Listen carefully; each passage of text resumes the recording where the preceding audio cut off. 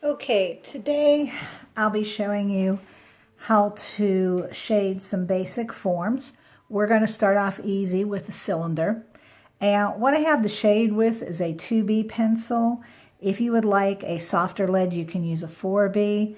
Also have a couple erasers to help me. One thing that you'll find, the way I teach shading, I do not encourage anybody to smear things or smudge things with their finger for several reasons. One, it can damage the paper, and two, it tends to make everything look very gray. So I encourage my students to try to create their shading with the use of a pencil only. So let's start off simple.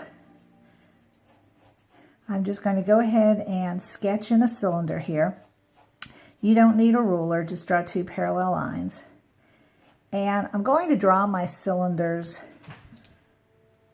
where you cannot see the top and you cannot see the bottom. Your eye level is right here in the middle. Okay, a big mistake that a lot of students make while learning to shade is to go too dark too fast.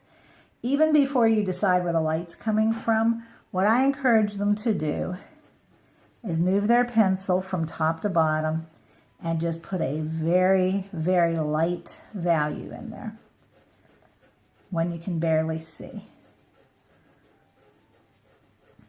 Doesn't matter if you go out of the lines at this point because we'll use the eraser to clean it up. All right, so once I have my light value in, I will go ahead and I'll decide where my light source is coming from. Light source is really important because that designates where the shadow actually is and where the shading is on the object. So we're going to have our light source coming in this direction. I'll just draw a little arrow to show you. Now common sense tells me if my light source is hitting this side, that this side on the left is going to be darker. And again, my students will try to put very, very dark value in.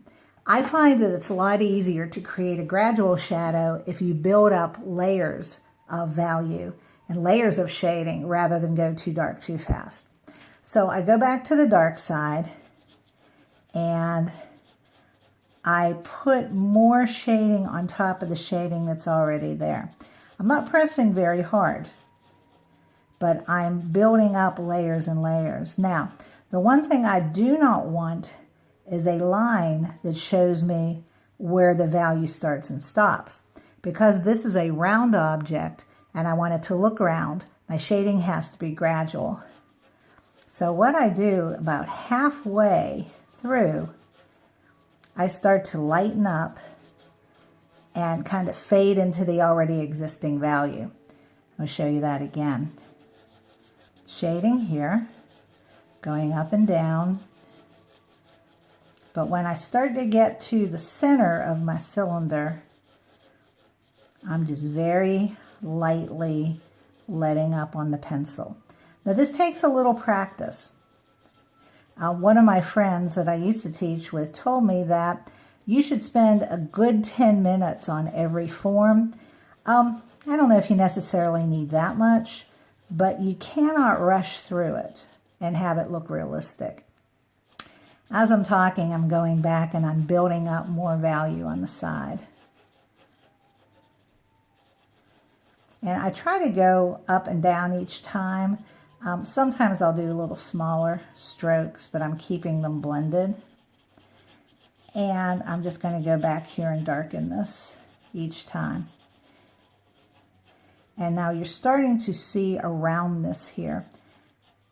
One of the last things I'll do is go on this edge very, very dark. And blend that out. You don't want an outline. In fact, one of the things you're trying to do is eliminate outlines because outlines don't exist in real life except for coloring books and stained glass windows. All right. So by putting one light value down, going back and building up my dark value and lightening it as I go across, I've created a round form. Okay, now cast shadow, very important. The cast shadow tells you that the object is actually sitting on a surface. And if a cast shadow, or if an object is sitting on a surface, like look at the pencil here. The shadow is coming, sorry, my hand's blocking. There you go. The shadow is actually coming from the bottom of the pencil, okay? Not coming from the side, not coming from the top, but the cast shadow only comes where the pencil is hitting the paper. Really important to remember. The cast shadow also goes in the same direction as the light source. So my cast shadow is going to be coming down in this direction. And again, we said it comes from the bottom, from here and from here, never from the side. So I'm going to draw a line right here in about the same direction. Sometimes they'll spread open a little bit here. Sometimes they'll be parallel. You know, you're going to be drawing what you see when you're looking at the actual object. All right, so I've got these two lines coming from the bottom. Another mistake that some people make is to draw a straight line across here to end it off. Well, this is a curve right here, so this should be a curve as well. I just want to sketch that in rounded. All right, when I erase, you can use just this white eraser. You can use a kneaded eraser if you like that to clean it up. I got to clean up this mark here. Okay. All right, but that's up to you. Now, sometimes your cast shadows are the darkest shadow. Sometimes they're light, especially if they're reflecting off of a white table or a white surface. What I do just for teaching is I bring them in dark right here so I can get rid of that outline there. You can do them all one value if you like. You can have them blend from dark to light. Totally up to you. Okay, let's get rid of some more outlines. And take this up here and lighten it. And this is probably the hardest outline to get rid of right here. Just like that. Again, that's where the kneaded eraser comes in. You can lighten it. And if you have trouble blending, whoops, got trouble blending right here. Sometimes I will take my eraser and I will tap on it as well. And I will get some blending that way. Okay, so there's your first cylinder. What you'll need to do is do a second cylinder.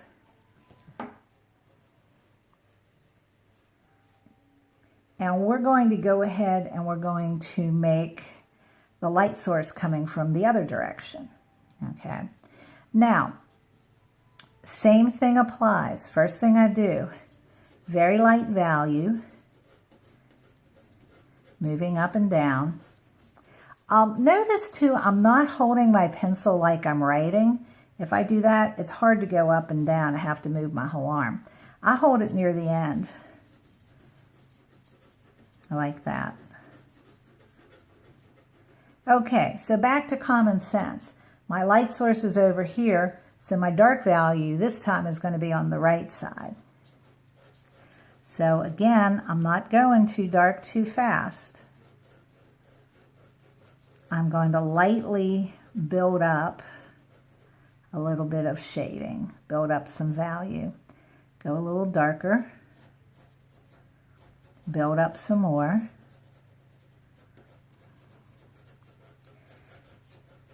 And as I get to the center, just kind of lighten up a little bit.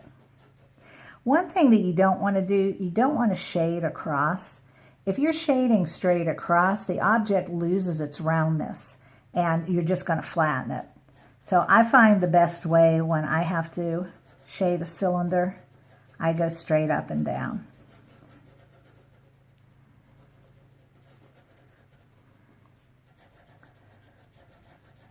Go back over here. Again, I want to avoid a definite line, so I'm blending as I go. Go make it dark again. Press a little harder here. and lighten up as I go.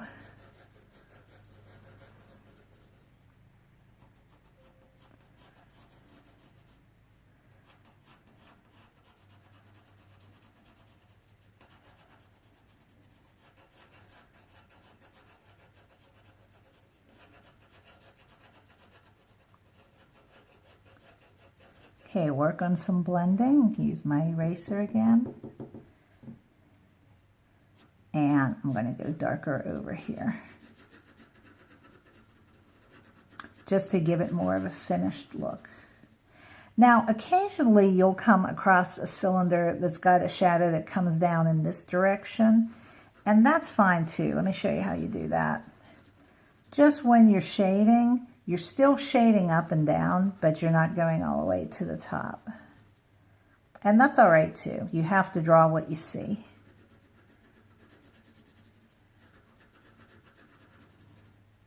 Okay, now let's talk cast shadows. Remember, cast shadow comes from the bottom and it goes in the same direction as the light source. So on this cast shadow coming from the bottom, but we're going in this direction. I'm going to make it a little shorter here. Again, I'm going to round this as well.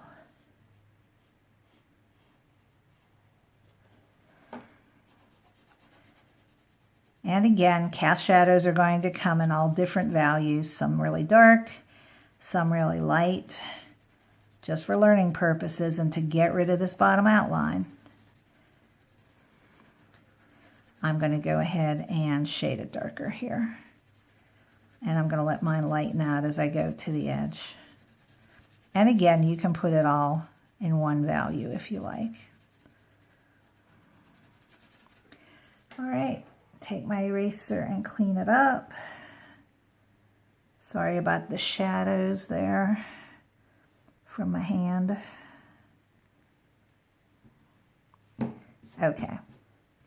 All right, now if you are one of my Art 2 students following this video, your assignment requires you to draw a third cylinder and you will be choosing your light source. You can repeat one of these two, or you can choose your own and try to figure out your cast shadow.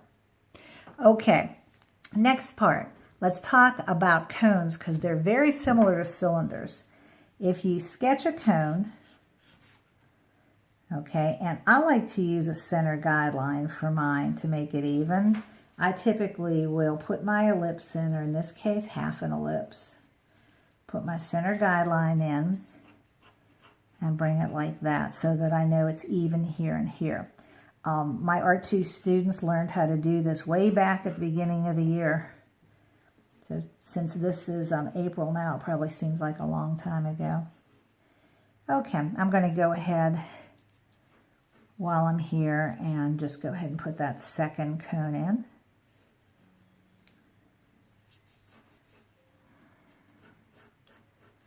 And again, remember you're sketching, no need for rulers, no need for pressing hard. Then I'm going to go ahead and get rid of my center guidelines once I've used them. Maybe clean up this edge a little bit. All right, now the difference between shading cylinders and shading cones. With the cylinders, you're going straight up and down each time.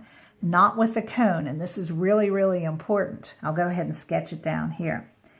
When I'm sketching, or I'm sorry, when I'm shading a cone, all right, the shading always ends up at the top of the cone. For example, every time I shade upwards, my pencil is ending up at the top of the cone. It's kind of like a half-open umbrella, or if you can think of a dress or skirt that comes out like that. Occasionally, you will see people start to shade like this. And they start coming down here, and then all of a sudden, there's just a very little bit left to shade. If you shade like that, you're going to flatten it, so we don't want to do that. All right, let's go back to these cones. And again, every time I shade, I'm going back up to the top. If you remember back when we started the cylinders, I said the first thing to do, put a very light value down. Now notice how when I'm shading up to the top every time. Really, really important on making this cone look like a cone. Okay, very light value over the whole thing. All right, we're going to use the same light source as we did on the cylinder right above it. So I know that this is the lighter side, this is the darker side. So I'm going to go over to my dark side. I'm going to start building it up a little bit, but again, notice, and this is so important, every time I bring that pencil up, it's coming up to this point here. And just like on the cylinder, as I get about halfway across, I am going to lighten up and let it blend into the already existing value, the very first one I put down.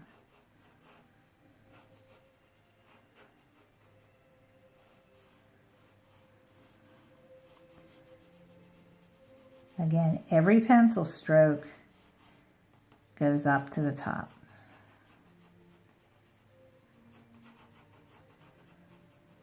Okay, I'm going to go back here, darken it a little bit.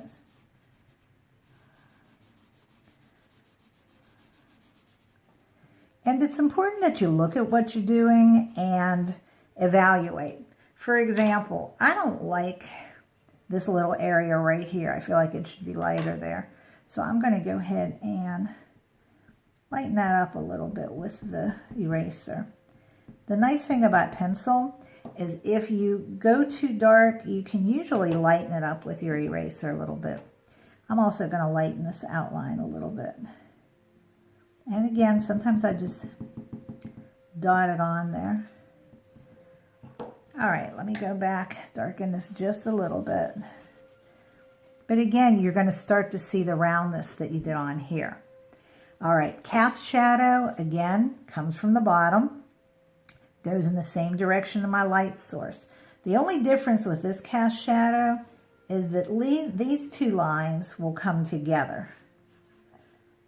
Okay, because obviously this is a cast shadow down here of this part. And same thing, I'm going to go in dark because I like dark values. And again, if I have two values that are different next to each other, I don't need an outline. Again, you're going to notice on this, there are no heavy outlines at all. And that's another thing you're aiming for. Okay, on the second cone, you can probably guess what we're going to do. Take the light source from the other side. And as always, nice light value first. Pencil coming up to the point of the cone every time. And okay if you go out of the lines. Again, notice I'm holding the pencil at the end here, not like I'm writing with it. Make sure you have a good shading pencil. I would never try this with a mechanical pencil. Any 2B or 4B drawing pencils, even a number 2 pencil would work. I like Black Warriors. My students all have one of those to use. And those are wonderful pencils. Okay, again, common sense tells me if my light source is hitting here, this is lighter, this is darker. So I go back here and darken a little bit. I'm repeating myself a lot, but once you get these steps, you won't have any problem with the blending. Takes a little practice. And it's okay to go back and fix things. If it doesn't look right to you, ask. Those of you that are going to be in my classroom working on this, I will be coming around to help you as we go. Okay, and again, I don't like this area. That's a little too dark. So I'm going to lighten it up a little bit. Go a little darker on the dark side.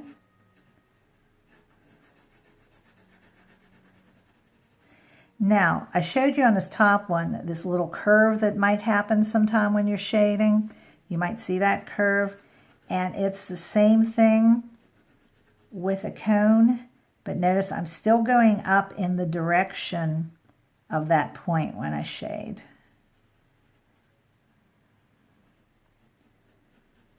I'm blending it in a little bit. Okay, cast shadow, as you already know, comes from the bottom, goes in the direction of the light source. I'm going to make it a little shorter. And this one comes and meets it.